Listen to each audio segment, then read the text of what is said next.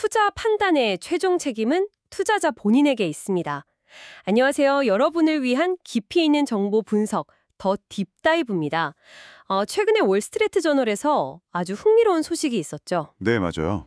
글로벌 제약 공룡, 바로 존슨앤드존슨, J&J가요. 이 혁신적인 바이오테크 기업, 프로타고니스트 테라퓨틱스, 여기랑 인수 협상을 하고 있다는 거예요. 네, 그렇죠. 두 회사가 원래도 협력 관계가 꽤 깊었죠? 맞습니다. 이미 성공적인 협력 관계를 쭉 이어오고 있었는데 이제 아예 인수를 하려는 움직임인 거죠. 그래서 오늘 저희는 이 뉴스 그냥 표면적인 것 말고요. 그 이면을 한번 깊숙이 펼쳐보려고 합니다. 왜 하필 지금 J&J가 프로타고니스트 인수에 나섰을까? 그 결정 뒤에는 어떤 전략적인 계산이 숨어 있을까? 그리고 더 나아가서 이 거래가 제약산업 전체, 또 이걸 듣고 계신 여러분께는 어떤 의미를 던져줄까? 이런 것들은요, 저희가 여러 관련 분석 보고서나 업계 뉴스들, 이런 자료들을 바탕으로 한번 속 시원하게 풀어드리겠습니다. 네, 아주 흥미로운 주제가 될 것 같습니다. 자, 그럼 이 복잡하면서도 정말 흥미로운 인수협상의 세계로 다 같이 한번 들어가 보실까요? 우선 가장 기본적인 질문부터 시작해보죠. J&J, 뭐 이름만 들어도 아는 정말 거대한 기업이잖아요. 그렇죠. 세계적인 기업이죠. 이런 큰 회사가 프로타고니스트라는 특정 바이오테크 기업에 왜 이렇게 큰 관심을 보이는 걸까요? 그 이유, 역시 가장 큰 건 전략적인 필요성. 여기에 있다고 봐야겠죠? 네, 뭐 그게 가장 핵심이라고 할 수 있겠습니다. 네, J&J의 현재 상황을 좀 들여다보면 그 절실함이 느껴지는 것 같아요. 특히 회사의 핵심 수입원 중 하나, 블록버스터 면역 질환 치료제죠. 스텔라라. 아, 스텔라라. 워낙 유명한 약이죠. 네, 이 스텔라라의 특허 만료가 정말 코앞으로 다가왔거든요. 이게 연간 매출 규모가 뭐 수십억 달러 조단위잖아요. 네, 엄청나죠. 이 큰 공백을 메우지 못하면 회사 전체 성장에는 정말 큰 타격이 불가피한 상황이고요. 그러니까 새로운 성장 동력을 찾는 게 그야말로 발등의 불인 셈이죠. 특히 J&J가 원래 강점을 가지고 있던 분야, 면역학, 이 분야 리더십을 지키는 게 무엇보다 중요할 텐데요. 바로 그 지점입니다. 진행자님 말씀처럼 스텔라라 특허 만료는 J&J에게 그냥 뭐 매출 좀 줄겠네 이 정도가 아니에요. 그 이상의 위기감을 주고 있는 거죠. 아, 위기감. 네, 이때 프로타고니스트가 J&J의 이런 갈증을 확 풀어줄 수 있는 아주 매력적인 카드로 딱 등장한 겁니다. 매력적인 카드? 네, 그 핵심에는 두 회사가 이미 손잡고 개발해온 약물이 있어요. 바로 경구용, 그러니까 먹는 양 형태의 IL-23 수용체 기량제인데요. 이름이 이코트로킬라, J&J 2113이라고도 불립니다. 이코트로킬라. 이름이 조금 어렵네요. 먹는 약이라는 게 중요하군요. 네, 그게 아주 중요합니다. 이 약물은 주로 판상건선이나 궤양성 대장염 같은 좀 오래가는 만성 면역질환 환자들을 위한 약인데요. 최근에 임상 3상 데이터가 발표됐는데 이게 상당히 인상적이었어요. 결과가 좋았군요. 네, 보통 이런 종류의 약들은 주사제가 많은데 이건 먹는 약, 경구제잖아요. 그런데도 효과가 아주 뛰어난 걸로 나타났습니다. 그래서 업계에서는 이른바 계열 내 최고, 영어로는 베스트 인 클래스라고 하죠. 베스트 인 클래스? 네, 그러니까 같은 방식으로 작용하는 다른 경구 약물들 중에서 이게 효과가 가장 좋을 가능성이 높다, 이런 평가를 받고 있는 겁니다. 이 약의 잠재력을 보여주는 대표적인 수치가 전 세계 연간 최고 매출 예상액인데요. 이게 무려 95억 달러. 95억 달러요?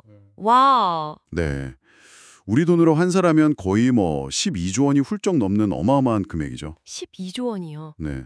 어느 분석에서는 지난 10년간 면역학 분야에서 나온 신약 중에 가장 영향력 있는 출시 중 하나가 될 거다.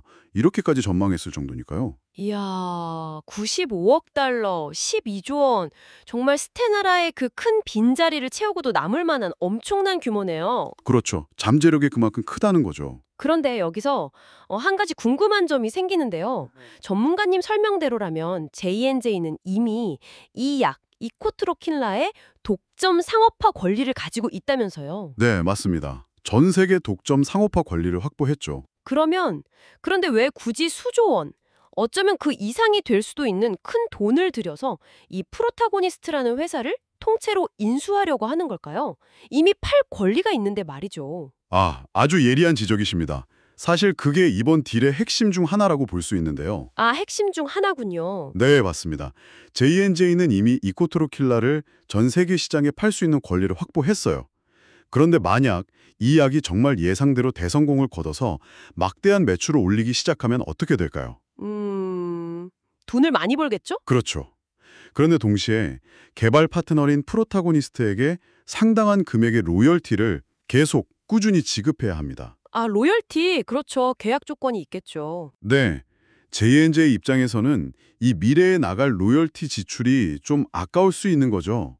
잘 되면 잘 될수록 더 많이 줘야 하니까요. 그렇죠. 배가 아플 수도 있겠네요. 뭐 그럴 수 있죠. 그러니까 차라리 지금 당장은 큰 돈이 들더라도 아예 회사를 인수해버리면 미래에 발생할 그 모든 수익을 로열티 지불 없이 온전히 100% J&J의 것으로 만들 수 있다는 계산이죠. 아하. 비유하자면 금광을 빌려서 매달 임대료를 내는 대신에 아예 그 금광 자체를 사버려서 거기서 나오는 모든 금을 내가 다 갖겠다. 뭐 이런 셈인 거죠. 와, 금광 비유. 확 와닿는데요? 네, 장기적인 관점에서 보면 수익을 극대화하기 위한 굉장히 영리하고 전략적인 판단이라고 할 수 있습니다. 아하, 그런 깊은 계산이 깔려 있었군요. 단순히 신약 후보 물질 하나를 확보하는 차원을 넘어서 그 미래 수익 구조까지 다 고려한 그런 포석이라는 말씀이시네요. 정확합니다. 그렇다면 이 이코트로킨라 외에 이번 인수가 J&J에게 주는 또 다른 전략적인 가치는 없을까요? 예를 들면 면역학 분야 말고 다른 영역으로의 확장이라든가 뭐 그런 거 말입니다. 물론 있습니다. 면역학 분야의 리더십을 강화하는 건 못지않게 중요한 포인트가 또 있는데요. 바로 혈액학 분야로의 진출입니다. 혈액학이요? 네. 프로타고니스트의 파이프라인을 보면 이코트로킬라 말고 또 다른 기대주가 하나 더 있어요. 바로 러스파타이드, PTG300이라는 약물입니다. 러스파타이드. 이것도 이름이 좀? 네, 그렇죠. 이건 진성적혈구 증가증, 줄여서 PV라고 부르는 희귀 혈액암을 치료하기 위한 약물입니다. 아, 희귀 혈액암 치료제군요. PV. 네, 이 병은 적혈구가 비정상적으로 많이 만들어지는 병인데 이것도 최근에 임상 3상 결과가 꽤 좋게 나왔습니다. 위약, 그러니까 가짜 약이랑 비교했을 때 효과가 훨씬 뛰어났고요. 특히 이 병의 기존 주요 치료법 중 하나가 주기적으로 피를 뽑아내는 거거든요. 사혈요법이라고 하는데. 네, 피를 뽑아내는 치료요? 좀 힘들겠는데요. 그렇죠. 환자분들 입장에서는 상당히 번거롭고 힘든 치료인데 이 러스파타이드가 그 사혈요법의 필요성을 크게 줄여주는 것으로 나타났습니다.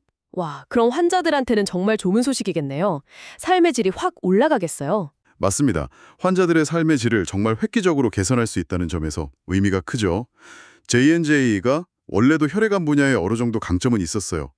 그런데 이 러스파타이드가 타겟하는 PV라는 희귀질환 영역은 상대적으로 좀 미개척 분야였거든요. 아, J&J에게는 새로운 영역이군요. 네. 그래서 이번 인수를 통해서 J&J는 임상 마지막 단계에 있는 아주 유망한 희귀질환 치료제를 즉시 확보하게 되는 거죠.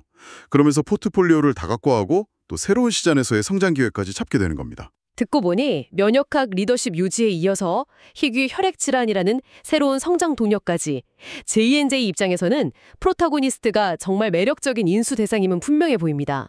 그렇죠. 여러모로 구미가 당기는 매물이죠.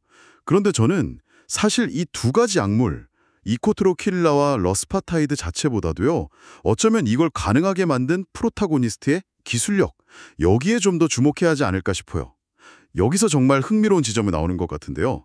아, 정확히 보셨습니다. 정말 중요한 포인트인데요. 개별 파이프라인의 가치도 물론 엄청나게 크지만 어쩌면 그보다 더 중요하다고 할 수 있는 것이 프로타고니스트가 보유한 핵심 기술력입니다. 바로 경구용 펩타이드 플랫폼 기술이에요. 경구용 펩타이드 플랫폼, 먹는 펩타이드 약을 만드는 기술이라는 거죠? 네, 맞습니다. 펩타이드 의약품이라는 게 있어요. 이게 특정 질병 타겟에 아주 효과적으로 작용할 수 있는데 문제는 분자 구조 자체가 좀 까다로워서 개발이 어렵고 대부분 주사제로만 만들 수 있다는 한계가 있었습니다. 아, 주사제. 맞아요. 환자 입장에서는 매번 주사 맞는 게 좀 불편하죠. 네, 그렇죠. 매일 혹은 매주 주사를 맞아야 한다면 상당히 번거롭고 또 거부감도 있을 수 있고요. 그런데 프로타고니스트는 이 펩타이드 약물을 먹는 약, 즉 경구용으로 개발할 수 있는 아주 독자적인 플랫폼 기술을 가지고 있는 겁니다. 와, 주사제를 먹는 약으로 바꾼다. 이건 정말 대단한 기술인데요? 네, 이건 정말 대단한 기술적 진보라고 할 수 있습니다. 이게 왜 중요하냐면요. 첫째는 당연히 환자 편의성이죠. 먹는 약이니까 훨씬 편리하고 그러면 환자들의 치료 수능도도 높아지고 당연히 시장 경쟁력도 강화될 수 있습니다. 그렇죠. 훨씬 편하니까요. 근데 더 중요한 건 J&J가 이 기술 플랫폼 자체를 완전히 자기 것으로 만들게 되면, 즉 내재화하게 되면 이야기가 완전히 달라진다는 겁니다. 어떻게 달라지나요? 이코트로킬라 하나에만 적용되는 게 아니에요. 앞으로 J&J는 이 플랫폼 기술을 이용해서 다양한 질병에 대한 새로운 경구용 펩타이드 신약을 자체적으로 훨씬 더 빠르고 효율적으로 개발할 수 있는 엔진을 갖게 되는 겁니다. 아, 엔지니어. 네. 이건 단순히 물고기 몇 마리를 사오는 걸 넘어서요. 아예 최첨단 기술이 적용된 어선과 그물, 그리고 심지어 고기를 아주 잘 잡는 노하우까지 통째로 확보하는 것과 마찬가지인 거죠. 와, 물고기 잡는 법과 도구까지 다 가져오는 거군요. 그렇죠. 장기적인 R&D 혁신, 그리고 지속 가능한 성장을 위해서는 정말 중요한 전략적 자산을 확보하는 셈입니다. 네, 들어보니 전략적으로는 정말 탐나는 인수 대상이라는 건 잘 알겠습니다. 그런데 역시 문제는 돈 아니겠습니까? 하하, 그렇죠. 돈이 문제죠, 항상. 인수설이 보도되자마자 프로타고니스트 주가가 뭐 하루 만에 30% 넘게 폭등했어요. 그래서 시가총액이 55억 달러. 우리 돈으로 하면 7조 원을 훌쩍 넘었더라고요. 네, 시장 반응이 아주 뜨거웠죠. 실제 인수 가격은 여기에 또 경영권 프리미엄까지 붙을 테니까 훨씬 더 비싸질 텐데요. 이 정도 가격이 과연 합리적일까요? 아무리 J&J가 돈이 많다고 해도 좀 부담스러울 수 있지 않을까 싶은데요. 네, 가격만 놓고 보면 분명히 비싸 보일 수 있습니다. 그리고 실제로 프로타고니스트의 현재 주가 수익 비율, 뭐 P라고 하죠. 그리고 주가 매출 비율, PS 같은 이런 재무지표만 보면 단기적으로는 고평가다. 이런 논란이 충분히 있을 수 있습니다. 그렇죠. 지표상으로는 비싸 보이죠. 하지만 우리가 바이오테크 기업, 특히 신약 개발 기업의 가치를 평가할 때는요. 현재의 재무 상태만 봐서는 좀 곤란합니다. 아, 미래 가치를 봐야 한다. 네, 그렇습니다. 시장은 이 회사가 지금 당장 얼마를 버느냐보다는 이 회사가 가진 미래 성장 잠재력, 그러니까 앞서 말씀드린 이코트로킬라 그리고 러스퍼타이드가 상황적으로 얼마나 성공할 가능성이 있느냐, 그리고 더 나아가서는 그 경구형 펩타이드 플랫폼 기술이 미래에 어떤 가치를 창출할 것이냐, 이런 것들을 아주 높게 평가하고 있는 겁니다. 그 기대감이 주가에 반영된 거죠. 기대감이 크군요. 네. 그리고 실제로 프로타고니스트의 성장세를 보면요. 지난 3년간 매출이 무려 124.4%나 증가했어요. 정말 놀라운 성장세죠. 그리고 재무 구조를 봐도 부채 비율이 낮아서 매우 건전한 편입니다. 이런 점들은 인수하는 J&J 입장에서는 상당히 긍정적인 부분이라고 할 수 있죠. 성장성도 좋고 재무도 건전하다. 네. 그리고 J&J의 인수 여력을 한번 보면요. J&J 시가총액이 얼마인지 아십니까? 정확히는 모르겠는데 엄청나겠죠. 네, 대략 4,600억 달러가 넘습니다. 우리 돈으로 하면 뭐 계산도 잘 안 되네요. 4,600억 달러? 네, 현금 창출 능력도 어마어마하고요. 그래서 사실 이 정도 규모, 뭐 50억 달러, 60억 달러, 심지어 100억 달러가 된다고 해도 J&J 입장에서는 재무적으로 충분히 감당할 수 있는 수준입니다. 아, 그 정도는 감당 가능하다. 네, 과거에도 J&J는 인트라셀룰라 테라피스라는 회사를 146억 달러, 그러니까 거의 20조 원 가까운 돈에 인수하는 등 대규모 M&A를 성공시킨 경험도 아주 많고요. 그렇군요. 재정적인 능력은 충분하다. 알겠습니다. 그렇다면 그 미래 가치라는 거, 물론 중요하겠지만 조금 더 구체적으로 평가해 볼 방법은 없을까요? 단순히 기대감만으로 수조 원, 수십조 원을 베팅하기는 좀 어렵지 않을까 싶은데요. 아, 좋은 질문입니다. 당연히 그런 평가 방법들이 있죠. 특히 바이오테크 업계에서는 위헌조정 순현재 가치, 영어로는 RNPV, Risk Adjusted Net Present Value라는 개념을 많이 활용합니다. RNPV 좀 어려운데요. 네, 용어는 좀 어렵지만 개념은 간단합니다. 아직 시장에 나오지 않은 신약 후보 물질들이 있잖아요. 네, 임상 단계에 있는 약들이죠. 그렇죠. 이 약들이 미래에 얼마나 많은 매출을 올릴 것으로 예상되는지, 그리고 각 임상 단계를 통과해서 최종적으로 성공할 확률이 얼마나 되는지, 또 특허는 언제까지 유효한지 등등 이런 여러 요인들을 종합적으로 고려해서 그 미래 가치를 현재 시점의 가치로 할인해서 계산하는 방식입니다. 일종의 성공 가능성을 반영한 가치 평가라고 보시면 돼요. 아, 성공 확률까지 다 계산해서 현재 가치를 매긴다. 네, 맞습니다. 그래서 이 RMPV 관점에서 한번 보면요. 이코트로킨나와 같은 경우는 어떻습니까? 이미 임상 3상을 성공적으로 마쳤죠. 네, 결과가 좋았다고 하셨죠. 네, 그렇기 때문에 최종 승인을 받을 확률, 즉 위험이 조정된 성공 가능성이 다른 초기 단계 약물들에 비해서 매우 높다고 볼 수 있습니다. 여기에다가 아까 말씀드린 연간 최고 90억 달러라는 엄청난 잠재 매출을 대입해서 계산하면 이 약 하나만으로도 인수가치의 상당 부분을 설명할 수 있게 되는 거죠. 이코트로킬라 하나만으로도 가치가 크군요. 네, 그리고 러스퍼타이드 역시 임상 3상 결과가 긍정적이었고요. 게다가 희귀의약품으로 지정될 가능성이 높은데 그렇게 되면 약값도 높게 받을 수 있고 일정 기간 시장 독점권도 누릴 수 있다는 장점이 있습니다. 이것도 RMPV 계산의 플러스 요인이 되죠. 희귀의약품의 이점도 있군요. 네. 그리고 마지막으로 당장은 숫자로 정확히 표현하기는 좀 어렵지만 아까 강조했던 그 경구형 펩타이드 플랫폼 기술. 이 기술이 미래에 만들어낼 또 다른 신약들의 잠재적인 가치까지 고려한다면 겉으로 보기에는 좀 비싸 보이는 이 인수 가격이 실제로는 J&J의 미래 성장을 위한 매우 합리적이고 잘 계산된 투자다. 이렇게 해석될 수 있는 겁니다. 알겠습니다. 미래 가치를 확률적으로 계산하는 RNPV 관점에서 보니 가격의 합리성이 어느 정도 이해가 되네요. 자, 그럼 J&J의 그 절실한 필요성, 그리고 프로타고니스트가 가진 매력적인 파이프라인과 플랫폼 기술, 거기에 더해 RNPV 관점에서 본 재무적인 타당성까지 이번 인수협상의 당위성은 충분히 이해가 되는 것 같습니다. 네, 그렇죠. 여러 측면에서 타당성이 있어 보입니다. 그렇다면 이런 움직임을 좀 더 넓은 시각에서 보면 어떨까요?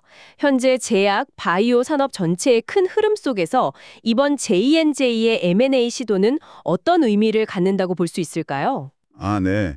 이번 J&J의 행보는요. 현재 대형 제약사들, 우리가 흔히 빅파마라고 부르죠. 이 빅파마들이 공통적으로 보이고 있는 몇 가지 아주 중요한 전략적 흐름을 딱 압축해서 보여주는 사례라고 할 수 있습니다. 중요한 흐름들이요.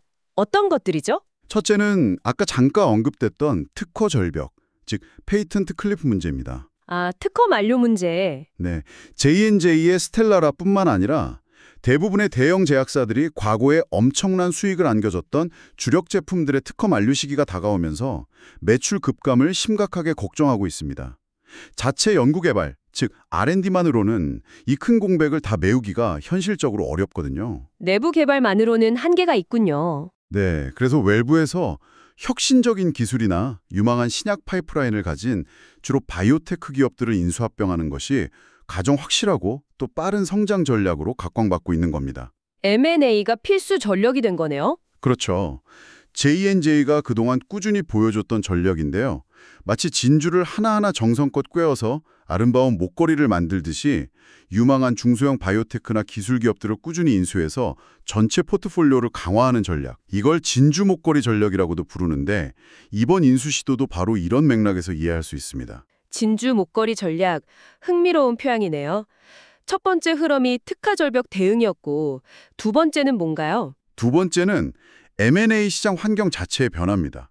몇 년 전까지만 해도 약간 주춤했던 바이오테크 M&A 시장이 최근 들어서 다시 활기를 되찾고 있어요. 아, 시장이 다시 뜨거워지고 있군요. 네, 특히 임상 후기 단계, 그러니까 신약 허가나 출시가 정말 임박한 좀 더 확실한 자산을 가진 기업들에 대한 수요가 굉장히 높아지고 있습니다. 그러다 보니 자연스럽게 이런 기업들을 인수하려는 경쟁이 치열해지고 있고요. 당연히 인수 가격에 붙는 프리미엄, 그러니까 웃돈도 점점 올라가는 추세입니다. 확실한 매물에는 돈이 몰린다. 맞습니다. 이런 상황에서 J&J 입장에서는 경쟁이 더 심화되기 전에 혹은 다른 강력한 경쟁자가 나타나서 값을 더 올리기 전에 서둘러서 프로타고니스트라는 이 알짜 매물을 선점하려는 의도도 분명히 있었을 수 있습니다. 타이밍도 중요하니까요. 아, 타이밍 사운드 있군요. 특허 절벽 대응, M&A 시장 활성화, 이런 배경들이 있었네요. 그러면 기술적인 측면에서의 트렌드, 변화, 이런 것도 이번 인수에 영향을 미쳤을까요? 아까 말씀하신 경구용 약물 같은 거요. 아, 물론입니다. 그게 바로 세 번째 핵심 트렌드라고 할 수 있는데요. 바로 환자 중심주의, 페이션트 센트리시티와 밀접하게 연결되는 기술 발전입니다. 환자 중심주의? 네. 앞서 계속 강조했던 펩타이드 치료제, 그리고 특히 먹는 약, 즉 경구용 약물 개발에 대한 중요성이 점점 더 커지고 있어요. 생각해보면 당연하죠. 효과가 비슷하다면 환자들은 당연히 매번 맞는 주사보다는 간편하게 먹는 약을 선호할 수밖에 없잖아요. 그렇죠. 저라도 그럴 것 같아요. 네. 이런 환자 편의성을 개선하는 것이 시장에서 매우 중요한 경쟁 우위 요소가 되고 있습니다. 아프지 않고 간편하게 치료받고 싶은 건 모든 환자들의 바람이니까요. 네, 당연하죠. 그런데 바로 프로타고니스트가 가진 그 경구형 펩타이드 플랫폼 기술이 이런 시대적인 요구와 기술 트렌드 변화에 정확히 부합하는 거죠. 딱 맞아떨어지는군요. 네. 그래서 J&J는 이번 인수를 통해 단순히 현재의 파이프라인 공백을 메우는 단기적인 목표를 넘어서 미래 제약 시장의 핵심 기술 트렌드를 선점하고 앞으로도 계속해서 경쟁 우위를 확보하려는 훨씬 더 큰 그림을 그리고 있다고 봐야 합니다. 이것은 현재의 문제를 해결하는 동시에 미래 시장의 판도 자체를 바꿀 수 있는 잠재력을 가진 기술을 확보하려는 아주 중요한 전략적인 움직임인 거죠. 와, 정말 큰 그림을 그리고 있는 거네요. 들어보면 정말 J&J와 프로타고니스트 양쪽 모두에게 이상적인 거래처럼 보입니다. 뭐랄까, 완벽한 짝을 만난 느낌이랄까요? 네, 여러 면에서 그렇게 보일 수 있죠. 시너지 효과가 기대되는 부분들이 많습니다. 하지만 세상에 리스크 없는 투자는 없다고 하잖아요. 아무리 장밋빛 전망이 가득해 보여도 이번 인수 협상에도 분명히 잠재된 위험 요인이라던가 혹은 앞으로 J&J가 넘어야 할 과제 같은 것들이 있을 텐데요.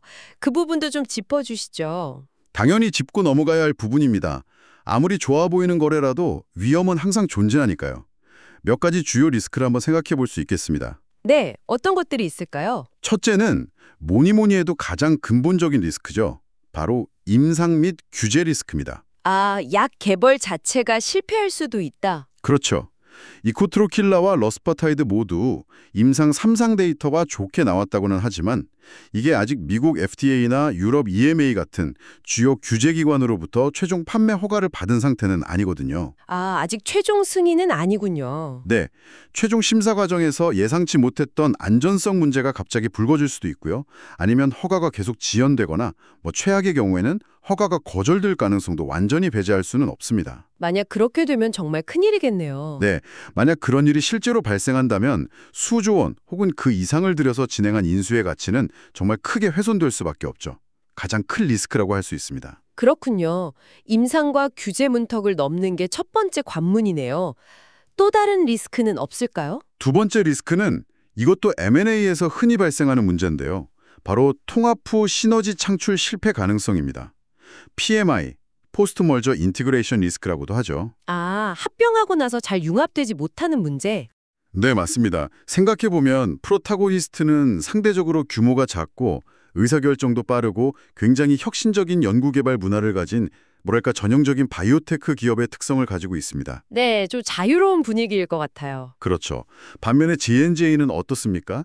100년이 넘는 역사를 가진 전 세계적인 거대 조직이고 당연히 그만큼 복잡한 시스템과 절차 그리고 고유한 조직 문화를 가지고 있겠죠. 네, 완전히 다른 문화일 것 같네요. 네, 이 두 개의 아주 이질적인 조직 문화가 성공적으로 잘 융합되지 못하고 충돌한다면 애초에 기대했던 시너지 효과는커녕 오히려 비효율만 커지고 내부 갈등만 심화될 수도 있습니다. 특히 프로파고니스트의 핵심 연구 인력들, 그 플랫폼 기술을 개발하고 이끌어온 사람들이 J&J라는 거대 조직에 잘 적응하지 못하고 회사를 떠나버린다면 아, 인재 유출 문제 심각하겠네요. 네, 그러면 그 플랫폼 기술의 미래 가치를 실현하는데도 큰 차질이 생길 수밖에 없겠죠. 따라서 인수 후에 두 조직을 어떻게 잘 통합하고 관리하느냐, 특히 핵심 인재들을 어떻게 잘 유지하고 동기를 부여하느냐, 이 PMI 과정에서의 섬세한 문화 관리와 인재 관리가 성공의 또 다른 중요한 열쇠가 될 겁니다. 이게 또 말처럼 쉽지 않은 문제거든요. 문화 충돌과 인재 유출 문제. 정말 M&A에서 늘 따라다니는 어려운 과제들이군요. 마지막으로 역시 또 돈 문제가 있을까요? 그렇습니다. 결국 또 돈 문제로 귀결되는데요. 마지막 리스크는 높은 인수 가격에 따른 재무적 부담입니다. 아까 J&J는 충분히 감당 가능하다고 하셨는데. 네, 재무적인 여력 자체는 충분하죠. 하지만 그렇다고 해서 위험이 없는 건 아닙니다. 상당한 프리미엄을 지불하고 인수하는 거잖아요. 네, 비싸게 사는 거죠. 네. 그런데 만약에 인수하고 나서 이코트로킬라나 러스퍼타이드의 실제 상업적인 성공이 시장의 그 높은 기대치에 미치지 못한다면 어떻게 될까요? 투자금 회수가 어려워지겠죠? 그렇죠. 투자금 회수가 어려워지고 그 막대한 인수 비용이 고스란히 J&J의 재무 상태의 부담으로 작용할 수 있습니다. 아무리 사전에 RNPV 계산을 철저히 하고 긍정적인 결과가 나왔다고 해도 실제 시장에서의 성공은 또 다른 문제거든요. 경쟁 환경도 치열할 거고요. 따라서 인수 이후에 이 약물들을 얼마나 효과적으로 시장에 출시하고 또 영리하게 판매 전략을 펼쳐서 시장 점유율을 확보하느냐, 이 상업화 역량이 마지막 성공의 관건이 될 겁니다. 임상 규제, 통합 문화, 그리고 상업화 재무 부담까지. 역시 성공적인 M&A는 쉬운 일이 아니네요. 자, 그럼 이 모든 논의를 한번 종합해 봅시다. J&J의 전략적인 필요성부터 시작해서 프로타고니스트의 매력적인 파이프라인과 플랫폼 기술, 그리고 재무적인 타당성 분석, 시장 트렌드와의 부합성, 마지막으로 방금 짚어본 잠재적인 위험 요인들까지 다 고려했을 때 말이죠. 이번 J&J의 프로타고니스트 인수 시도, 이걸 최종적으로 어떻게 평가할 수 있을까요? So what does this all mean? 네, 결론적으로 말씀드리면요. 이번 J&J와 프로타고니스트 간의 인수 협상은 양측의 필요가 정말 기가 막히게 맞아떨어지면서 그동안 오랫동안 이어온 성공적인 파트너십 관계가 자연스럽게 완전한 통합으로 나아가는 매우 전략적이고 또 합리적인 움직임이다. 이렇게 평가할 수 있겠습니다. 여러 위험 요인에도 불구하고 상호 간의 윈윈이 될 잠재력이 매우 높은 거래라고 저는 봅니다. 양쪽 모두에게 이득이 되는 윈윈 거래다. 네, J&J 입장에서 보면 당장 눈앞에 닥친 스텔라라 특허 절벽이라는 큰 위기를 정면으로 돌파할 수 있는 강력한 무기를 얻게 되죠. 동시에 면역학과 희귀혈액 질환이라는 회사의 핵심 성장 동력 분야에서 아주 혁신적인 후기 임상 파이프라인을 단숨에 확보하게 됩니다. 네, 파이프라인 강화 효과가 크죠. 그렇죠. 여기에 더해서 아까 그 엔진이라고 표현했던 경구용 펩타이드라는 밉의 핵심 기술 플랫폼까지 선점하게 됨으로써 장기적인 성장 기반을 더욱 단단하게 다지는 효과를 얻게 되는 겁니다. 단기, 장기적인 이득이 모두 있군요. 프로타고니스트 입장은 어떤가요? 프로타고니스트 입장에서도 나쁠 게 전혀 없죠. J&J라는 세계 최고 수준의 글로벌 제약리도 아닙니까? 이 회사가 가진 막강한 자본력, 또 수많은 신약을 상공시킨 풍부한 임상 및 규제 경험, 그리고 전 세계 구석구석까지 뻗어있는 상업화 네트워크, 이런 것들을 적극적으로 활용할 수 있게 되는 거죠. 그렇죠. 작은 회사가 갖기 어려운 것들이죠. 네, 이를 통해서 자신들이 어렵게 개발한 혁신적인 기술과 신약 후보 물질의 가치를 극대화할 수 있고요. 그리고 무엇보다 중요한 것은 이 좋은 약을 더 많은 환자들에게 더 빨리 공급할 수 있는 기회를 얻게 된다는 점입니다. 환자 접근성 향상도 중요하겠네요. 네, 매우 중요하죠. 따라서 이 M&A는 단순히 현재의 파이프라인 공백을 메우는 것을 넘어서요. J&J가 차세대 핵심 기술을 선점하고 미래 제약 시장의 변화를 주도하기 위해서 내리는 아주 장기적인 관점의 전략적 베팅이다. 이렇게 해석하는 것이 가장 타당해 보입니다. 물론 말씀드린 대로 위험 요인이 없는 것은 아니지만 전반적인 분석 결과는 상당히 긍정적이라고 말씀드릴 수 있겠습니다. 네, 명쾌한 정리 정말 감사합니다. 들어보니 정말 단순히 약 몇 개를 사오는 수준이 아니라 미래 신약 개발의 핵심 동력, 그 엔진 자체를 확보하려는 J&J의 아주 큰 그림을 확인할 수 있었던 시간이었습니다. 네, 그런 측면이 강하죠. 자, 오늘 분석을 마무리하면서요. 이걸 듣고 계시는 청취자 여러분께 마지막으로 한번 생각해볼 질문을 던져드리고 싶습니다. 오늘 저희가 살펴본 것처럼 이제 대형 제약사들은 단순히 개별 신약 후보 물질뿐만 아니라 프로타고니스트의 경구용 펩타이드 플랫폼 같은 혁신적인 플랫폼 기술 자체를 확보하는 데 점점 더 큰 가치를 부여하고 있는 것 같습니다. 네, 확실히 그런 추세입니다. 그렇다면 여러분께서는 앞으로 제약 산업에서 이러한 플랫폼 기술 확보 경쟁이 어떻게 전개될 것으로 보시나요? 이런 경쟁이 미래 신약 개발의 속도나 방향에는 또 어떤 영향을 미치게 될까요?